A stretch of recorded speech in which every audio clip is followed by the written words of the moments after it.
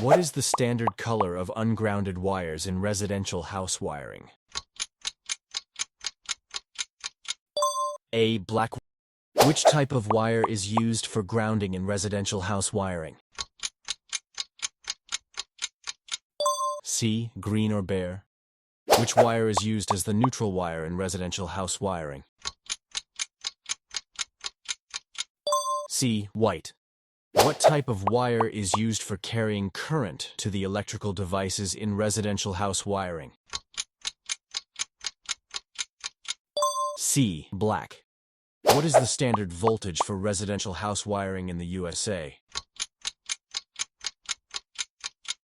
B. 220 volts. Which type of wire is used for connecting electrical outlets in residential house wiring? A. Non-metallic sheathed cable.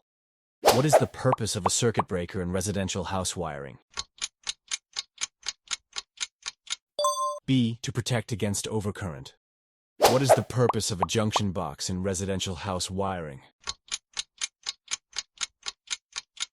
C. To contain wire connections.